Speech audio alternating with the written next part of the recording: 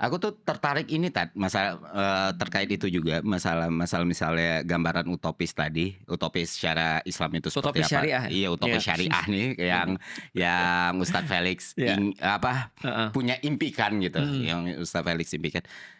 Sebenarnya gini, yang aku tertarik adalah bagaimana dan kenapa Ustadz Felix yang awalnya maaf dari Katolik atau Ya, Katolik aku. Katolik Mhm. ketika pindah ke Islam terus punya mimpi segitu utopisnya. Padahal yang aku kira nggak semua, bahkan minoritas orang Islam, oke, dia menerima keislamannya, tapi Ya. nggak yang kayak Coki bilang tadi, jangankan Apa?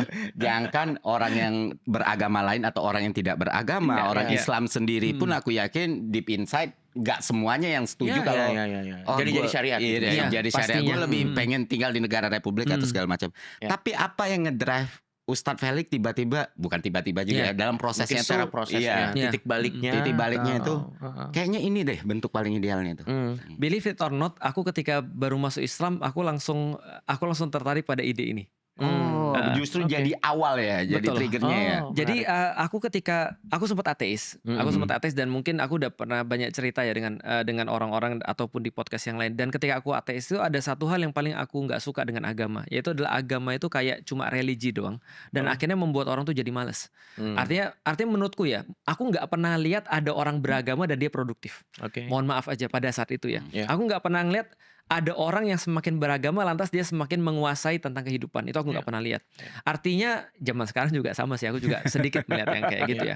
Nah, artinya aku melihat kayak agama ini untuk apa kalau gitu sebenarnya. Karena kalau misalnya kita berbicara tentang, ya lu bisa ngomong tentang dalil, lu bisa jadi hafal dengan Al-Quran, tapi kan sebenarnya hidupmu kan tidak ditandai dengan itu. Bahkan kalau sekarang kita coba simulasi, andai kan ada di satu pulau misalnya, terdamparlah 100 orang, sedangkan resources yang ada cuma bisa untuk 5 orang. Aku rasa mungkin aku dibunuh duluan, itu kan ya, karena mungkin nggak ada gunanya kan ya. Orang akan cari yang pertama mungkin orang yang value bisa orang tersebut. orang tersebut yang bisa bikin rumah misalnya, ataupun ada orang yang bisa kemudian untuk nyari makanan ataupun bisa cultivate makanan dan seterusnya. Nah, artinya pertanyaannya pada saat itu agama untuk apa? Gitu maksudnya. Nah, tapi ketika aku kemudian mencari agama, setelah meninggalkan agama lalu aku coba mencari jawaban-jawaban itu, aku mentok pada satu titik. Satu titik itu apa? Kita nggak bisa ngelawan sistem. Itu masalahnya tuh. Jadi sistem ini terlalu berat.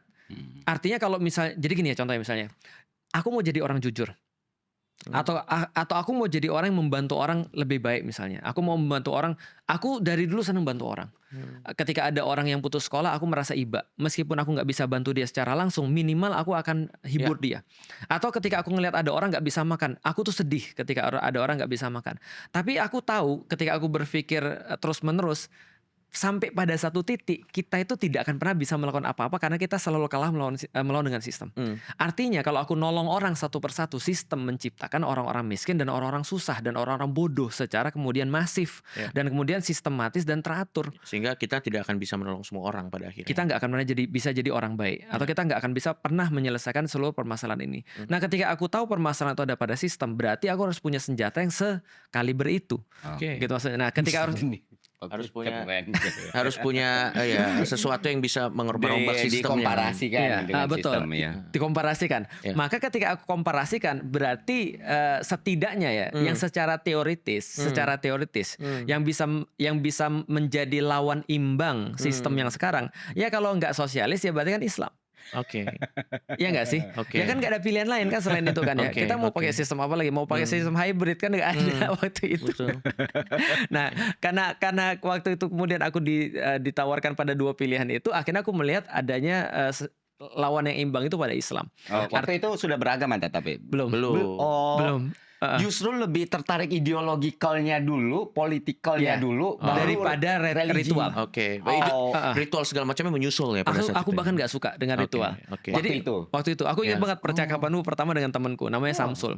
Waktu itu kan tadi balik lagi 2001 ya. 2001 kan 9/11 ya. Waktu itu temanku agak ekstrim dia. Tapi sekarang sudah nggak lagi karena dia udah menikah. Lu udah menikah belum? Belum. Makanya tadi saya tanya, bentar lagi nanti kalau Makanya tadi saya tanya. Kalau lu udah nikah, lu less ekstrim nanti jadinya. Oke, boleh, Ya, boleh, ini boleh, temanku boleh. kan Samsul ini kan aku nggak tahu apa yang di dalam pikirannya dia. Oke. Gitu kan ya. Tapi ketika aku datang ke rumah ke kos-kosan dia punya satu tulisan khusus yang dipajang di pintunya. Tahu nggak tulisannya apa? Ini kamar Samsul bin Ladin yang pro Amerika dilarang masuk. Coba bayangin. Jadi Samsul bin Ladin. Iya. Aduh, Jadi lucu bayangin. banget. Lucu banget. Tapi itu tidak menjadikan dia berpihak pada bin Laden sebenarnya. Cuma dia berpihak pada Islamofobia yang pada saat itu dimunculkan oleh gerakan itu. Dan pada saat itu mungkin salah satu lambang perlawanannya ya beli. Nah, jadi lebih kepada simbol sih. Aku rasa dia juga nggak tahu bin Laden tuh kayak apa dan seperti apa. Cuma dia langsung tulis, aku langsung kaget kan ditanya. Bayangin gua belum masuk Islam sampai ke sana pakai celana pendek gitu kan. Gua lagi mau main game di komputernya dia karena waktu itu yang punya komputer di satu program studi cuma dia. Tiba-tiba aku di depannya ada ini Samsul bin Ladin yang pro Amerika dilarang masuk. Lah gua gimana? Akhirnya gue masuk. Setelah masuk kita ngobrol. Setelah ngobrol gue baru ngerti. Oh, ada konsep politik bahkan kemudian konsep peradaban di dalam Islam. Nah, di titik itu aku belajar dan aku ngerti ini lawan imbang. Oke. Ini lawan imbang.